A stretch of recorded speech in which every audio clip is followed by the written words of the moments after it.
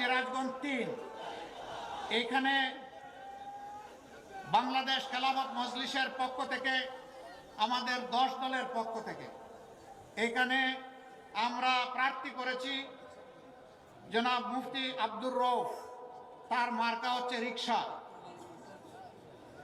মাশাআল্লাহ, দাড়িপাল্লার চাইতে ওইটা রঙিন।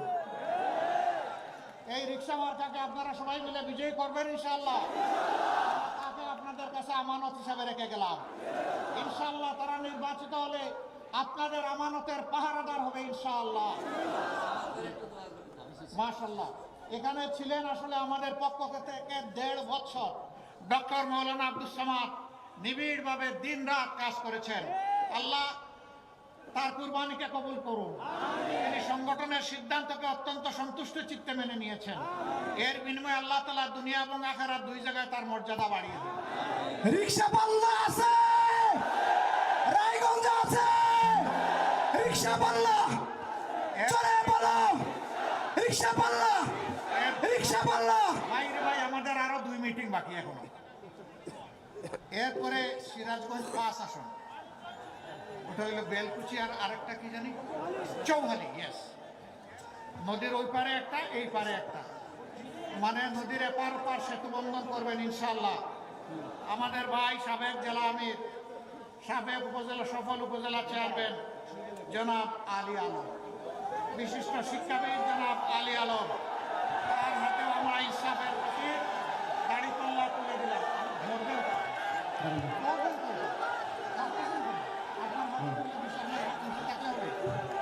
বেলকুচির মার্কা আছে, এনায়তপুরের মার্কা আছে, চৌহালির আছে। এই মার্কাটা কি সবাই বলো, জোরে বলো। আলী আলম ভাইয়ের, সোহেল ভাইয়ের সবার সেরা বেলকুচির উপজেলা চেয়ারম্যান হিসাবে পেয়েছিলাম, এবার বিজয়ী হয়ে সফল সংসদ সদস্য হিসেবে পাবো ইনশাআল্লাহ। সর্বশেষ আমরা সিরাজগঞ্জ 6 আসন, এটা হলো কোনটা? হ্যাঁ, শাহজাদপুর। ইয়েস, শাহজাদপুর উপজেলা নিয়ে, একটা উপজেলা নিয়েই গঠিত একটা আসন। এটি হচ্ছে সিরাজগঞ্জ 6 আসন।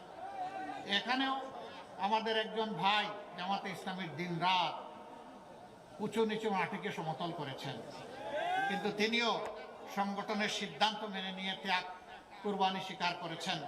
মহান আল্লাহর দরবারে দোয়া করি আল্লাহ তার মর্যাদা বাড়ায় দিন। এখানে আমরা যার হাতে তুলে দিচ্ছি তার নাম হচ্ছে সাইফ মোস্তফা। তার প্রতীক হচ্ছে শাপলা কলি। দেখেন না কত সুন্দর। হ্যাঁ, তারা চেয়েছিল পুরো শাপলাটাই। ইনশাআল্লাহ এই কলি নিয়ে পাশ করে শাপলা হয়ে ফুটবে ইনশাআল্লাহ।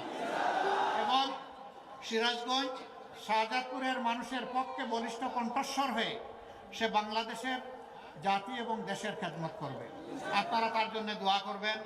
আমরা এই 6 জন ভাইকে, একজন মৌলানা রফিকুল ইসলাম খান, তার এলাকায় তার হাতে ইনশাআল্লাহ আমরা উঠাই দেব। তিনি এখানে নাই, চলে গেছেন। আপনাদেরকে অসংখ্য ধন্যবাদ।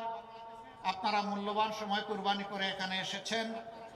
দুটো কথা আপনাদেরকে শেষমেশ অনুরোধ করব।